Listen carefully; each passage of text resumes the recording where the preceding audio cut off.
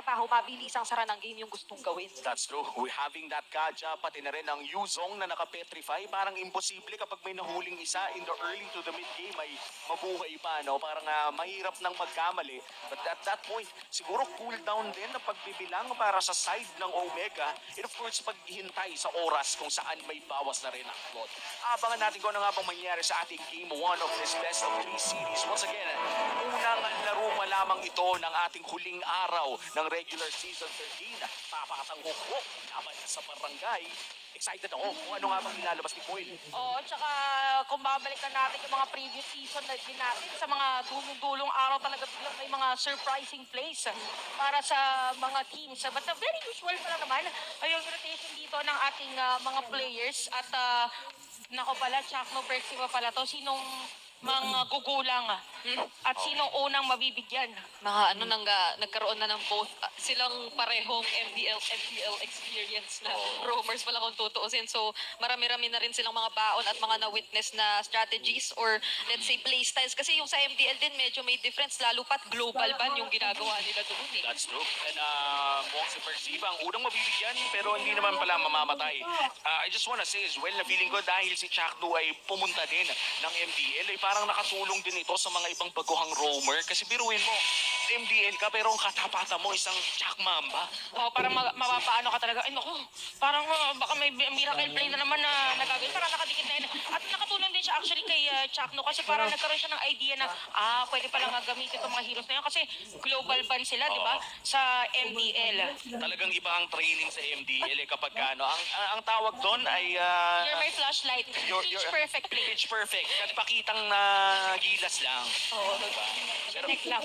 Chinek lang. Pero mukhang dahil dyan ay bahagyang maghihintay ang Omega for our first turtle take. At lahat nagkakakita na may grand eyeball na dito sa XP lane. O, parang nag-aantay na lang. Hindi, pag mga grand eyeball kasi, hindi ka sure kung yung ba talaga yung makausap mo. So, sinisipat mo muna.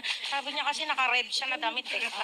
Madami naka-red. Okay. Yung ba naman no? Ako, ewan ko nga, si Brigida, feeling ko hindi na niya naabutan ng era ng mga eyeball Isip ko kung anong year kaya nangyari yun. Pero speaking of anong year, Okay, naka-ready dito. Ano lang muna, check lang muna ng vicinity para kay Kirk. Pero minanaibos pa rin na makakakuha ng turtle. First turtle secured by Minana Evos sa rekta pagkat ng lane. Bukod dito na nga natin makikita ang early game prowess na meron ang mga Neon Tigers. At si Andorio, tapakotin na ng konti si Perxiba doon, no? Oo, kaya yung minamataan din natin now for Smart Omega ay saang ibang lugar sila ng mapa makakapagparamdam o makita ng presence since Minana or si Foil ay kitang-kita naman natin ang confident na niya ngayon mag-invade. Lalo pa at napaganda ng sobra for Minana yung nasilip nila yung accidental probably na paggamit ng ultimate or violet requiem nga kanina dito ni Andorio. So nabawasan na rin dito ng kumbaga confidence ang Smart Omega na let's say pumasok. Ano ba yun Crucial immune skill din yun para sa isang Guinevere na hindi mo siya maka-crowd control kapag ganun. Pero speaking Naku, naka-crowd control na si Perxiva dito. First blood ay mapupunta dito sa Smart Omega. Dahil doon nag-level 4 si Chakno. Medyo na late pala si Chakno talaga, no? Doon sa, kaya pala hindi na rin nila pinilit yung turtle kanina. That's true. Napakagandang pick-up din ang ginawa ng barangay dito. Immediate ang napagkukuha dito kay Perxiva means mas magiging safe ang kanilang mga gold laner. Siyempre po, paano naman ba magsisimula ng play yung Minana Evos kung wala si Perxiva? yeah, sa kanya na nagiging reliant ngayon or if not sa kanya ay dito talaga sa mga Black Dragon Foreman na pagpasok na gagawin ni Kirk. Pero kasi kapag wala namang major objective at laning pa lang ang ating nakikita, hindi naman Pero yun yung kawang magiging malaki, dala ni pinaka-punteriya. ano? Pero speaking of punteriya, gold lane naman ang minamata ngayon ng Minana. Alam dito ng side ng Minana na ginamit ng DMI, pero tatalon, Violet Requiem. Medyo nanginig. May payanig talaga. Dalawang patong ng yanig para dito sa Omega. Kaya naman, mapapatay nila si Coil doon sa teamfight na yon. Grabe, magnitude 6.9. That's haze mga ata ang susunod nila. At tuloy-tuloy lang ang pagyanit para sa Omega. Grabe, yung barangay natin ngayon ay tilay jumping squad. Ngayon dahil patong-patong nga skills na ginagawa nila at babalik pa nga dito si Joe para sa may blazing duet. Mainit! May mga kakaibang recall na nailalabas pero surprisingly for Minana, all over the map sana na control na yung magagawa nila if naging successful doon yung even rotation nila sa gold lane. Pero ang ganda nung pagpigil na nangyari from Smart Omega na sila rin ay mabilisang nakapag-respo doon at hindi lang respo ngayon kasi maramihang pick-off ang nasecure kaso ito na ang laban yata talaga. Dragon Form, tapos si Andore tumalon na. By the way, ginamit ng Violet Coem. Sa kanya pa rin mapupunta. Perxiva ay makukuha na rin 3-0 Omega. Kanina pang hinahawakan ni Perxiva ang kanyang flicker. Pero hindi pa tayo nakakita ng isang magandang divine judgment play. Mukhang successful ang Omega sa pagpigil sa win condition ng Minana Evos dito. In early game, dapat lamang ang Minana pero ngayon, 1,000 na ang lamang ng barangay. Napaka-safe nung naging jungler option din nila, which is the Guinevere. Hindi siya yung typical na gugustuhin mo sugurin. As the Kaja, may chance pa na, di ba, maiba yung huli mo. Pero speaking of huli, Oo, nakita natin na medyo makunat dito si Chakno pero nahila pa nga at hindi na makakatakas pa. 4 na players pa naman ang hukbo ang may dalang sandata. Wala talagang takas, walang malakas sa apat kahit si Chuck Mamba ka pa.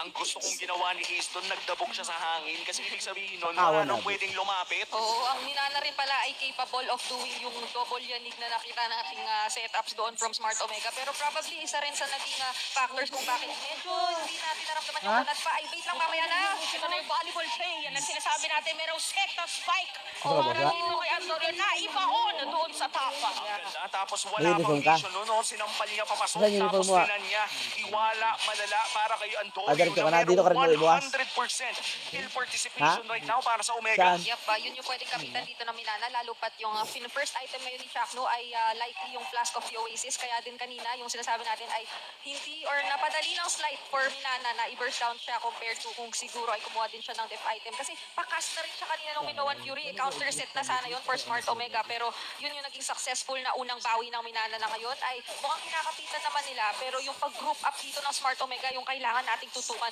nakakatakot yung possible layering of crowd control skills na pwedeng manggaling sa team na to. That's true. At kapag tumalo ng isa, ay possible hindi na bumaba dahil din sa Violet Requiem. Omega still pushing their lead. Hindi pa naman mag-invade pero mukhang mapupury ang stun na nanggaling sa Omega pero hindi mo mapupury ang sakit na yun. Oo, ang ganda nung ano dito, nung yung sinasabi nga na patong-patong mga skills. Alam din ni Okir, si Okir yung may pinakamataas na ano, at yung fight participation, lahat pwedeng hawakan ginamit na kay Astral Echo. Eto na yung Dragon. Sumasayaw sa gitna ng mga players ng Omega at napaka-resona, napakaganda petrified din para sa kanya, napakakunat. At grabe yung bigayan dito, Horn pa rin ang makakakuha ng Turtle at dediretso pa nga. Nice setup play para dun kay Hayes. Napakalinis ng pag-cancel ni Perxiva doon sa kanyang sa ultimate ni Chakno and Minana Evos with that victory in the team fight. Pero si Hayes, Naku po, si Jom, sabi niya double laning. Teka lang, meron pa lang na Hayes doon sa may bandang gitna. Grabe, yung ginawa doon ni Perxiva na sinabi dito ni Uomi na pag-cancel, even prior to that ay malaking bagay na yung nagawa niya. Kasi naglakad-lakad lang siya doon eh. Parang yung umaamba, yung bumibelo, pero speaking of amba, Oh, pag nag-uusap daw, walang tatalikod. Ayan, hinarapan ni Sumpa! Kamuntikan na! Dito, medyo kinabahan. Nandito yung mga kasama din natin sa venue. mainit, mainit. Ito ang mga gusto kong gold lane matchup. Yung bakbakan talaga. Yung kahit low HP ka, alam mo yung hold form mo ay may additional damage. Doon sa kalmot. At ika nga, ni Burrito. Itong mga Roger, nang kakalmot. Tama. ano talaga yan eh, katakot-takot yung mga pwedeng flexibility and yung level of mastery din na pinakita dito ni Sumpak para tapangan pa at hindi dumiretsong out. Kontra doon kay Jong kanina, ibang klase. Pero speaking of ibang klase na rin dito yung yung nakikita natin na presence from Perxiva. Kahit sasabihin natin siya yung paulit-ulit na nasa shutdown ng early game. Kasi kahit sasabihin natin naglalakad lang siya or nakatayo lang siya, basta't alam mo kasi na may divine judgment, maiilang ka talagang pumwesto. So yun yung mga maiisip natin na i-consider yun na Smart Omega. Kasi magandang sagot na yung isang engage na nakita natin from Minana na, sige, hintayin na lang natin mag-Minoan Fury to. Ito yung uunahin natin kung nahiwalay mag-isa si Chakno. Oil. Parang trip to Jerusalem nakita natin doon. Si Atoy R ang sasalo naman. Uy, grabe may balitan dito. Haharap o lala. Likod. Napaganda petrify pero may sagot na final slash. At sa tawa ng final requiem. Ang dami mga players dito nang minanaibot na biglang nawala. Double kill. Triple kill para kay Big J. At maagang New Year ang hatid ng Omega. Pumasok sa barangay, tila may piyesta. Nagsitalo na ng lahat at nagsimula na nga ng Lord. At ito na yung parang lechon na handa nila. Uni-unti na ng Omega. Oh my goodness, yung nakita nating layering, yun yung exact situation na ayaw mong mangyari kung ikaw yung Minana. Sumakto yung pagka-petrify doon sa halos 3 miyembro ng Omega dito. Tapos nung nagka-final slash, hindi na nga yata natin nakita yung spatial migration to engage. Kinomplement na lang nila yung skills sa isa't isa. Ganoon kaganda yung pwedeng pagkakasundo na manggaling from Omega. Pero speaking of pagkakasundo, Grabe naman parang kakaibang pagpasok doon kay Percy ba? Kaya naman siya mabibigyan dito ni Okir. Pleasing to what ginamit na rin ni Big J. Habang si Antonio lumalaban pa rin, kamuti ka na si Kirk. Pero may kita na is Coil. Unstoppable na si Big J at tutuloy-tuloy pa nga. Double kill na. Nako, napunta ata doon sa dulo ng swimming pool. Masyadong malalim yun, boy. 4K gold lead para sa barangay. At mukhang itutuloy pa nila ang mid lane push na may pag-agaw pa ng purple buff. yun yung isa sa mga engages na nakita natin na from Persiva na may kasamang flicker and nag-attempt talagang humuli ng specific target. Pero probably not the best decision to do considering nga tong lead na mayroon ng Smart Omega and yung amount of pang-salo o pang-crowd control din at pang-cancel na pwede nilang gamitin sa'yo kapag ka pumasok ka, saktong-sakto pa halos dun sa 4 o 5 miyembro. Ayun, Yung oh. pasok! Napaganda finals na siya naman. Yung patong-patong na sinasabi natin, patong-patong din na damage dito at patong-patong na objectives para sa Omega. Kaya naman nasira na nila ang gitnang tore dito ng Minana. At tuloy-tuloy lang ang pag-push nila. Nandyan na ang dragon. At kung naghahanap siya ng away, maglalanding nga pa siya o re-rectan ng base. Endable na ba ang call? Isang siege minion lang ang meron sila. Kailangan dumepensa kayo ng Minana Evos pero tinutuloy-tuloy lang yata nila namang final slash. Ginamit na dito ang Purify at meron pang counter set para sa Minana Evos pero si Hayes ang mabibigyan at hindi na nga yata makakahinga pa